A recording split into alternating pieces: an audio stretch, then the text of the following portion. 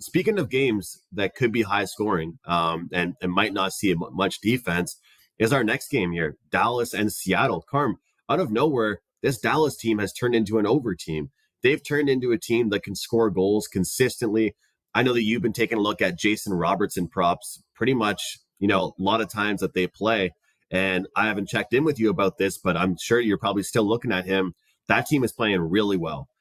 Over their last 10 games, they've pretty much on average scored at least 4 goals, which is very difficult to do. And this Seattle team as well, their defense has been pretty sloppy.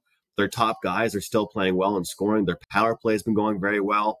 Here we see a 6, and it seems like it's on the way to a 6.5. But what do you have for us in this game? Yeah, the Robertson one, first of all, because since we're talking about player props, it's not one that I want to take in a game like this against Seattle, because Seattle's been pretty good of late keeping those shot totals down. And these teams played on Saturday with Dallas winning like 4-3 in overtime, and they only had, I think, 25 shots on goal in that game. Robertson only had 1 shot on goal in that game. So, he was sort of taken out of the equation. And I'm kind of going against one of the angles that I take a lot during the year, and it's not a hard and fast rule, is when 2 teams play back to back. Normally, it's a home and away thing. I will take the team that lost in the first game and bet them in the second game. But I do like Dallas in this spot just because of what you said. They're playing some better hockey. That obviously that win against the Sabres was sort of an outlier. Draw a line through it. They're not going to win a lot of games scoring 10 goals, but then they go to Seattle, they win a game. They're maintaining their spot atop that division. I think they want that number one seed, and this is another big game for them as they continue this road trip. I think they get the win tonight again. I'm going to sort of buck that trend only because there's no travel involved in this.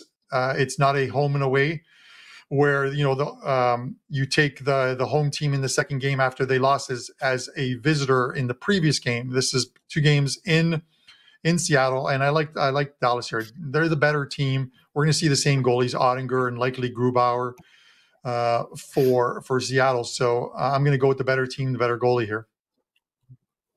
It's a good point you raise about these situations where you have the same team playing twice.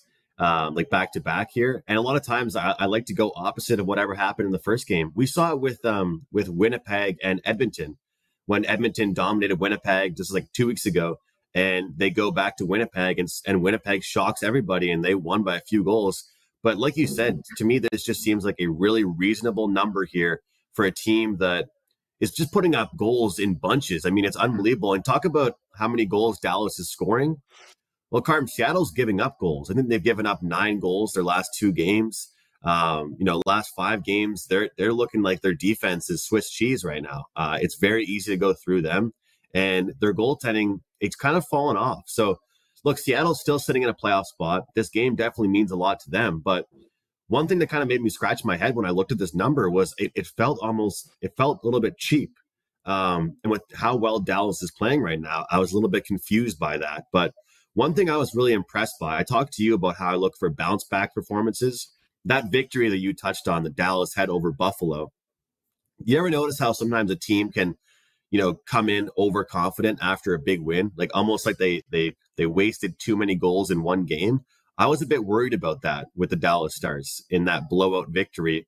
But then they ended up turning it around and winning 4-3 in their next game. So it looks like they're scoring. They're playing really well, and they're a team that I want to have my money on right now. Yeah, and I get it, and like I said, I think you need to draw a line straight through that game against Buffalo, because as I mentioned, they scored 10 goals, but their XG numbers, if you look at natural stat trick, were 4.27 in that game. They scored 6 goals above their expectancy in that game, and that had to do with the goalie, and there were shots going in from the blue line that they weren't blocks. It was just terrible goals going in. It's hard to believe. Listen, Seattle's playing well as well too. 81 points They're firmly in a playoff spot right now, 8 points up on Nashville and Calgary. So they don't want any prolonged losing streaks, and they're happy getting games to overtime where they pick up a point as well too.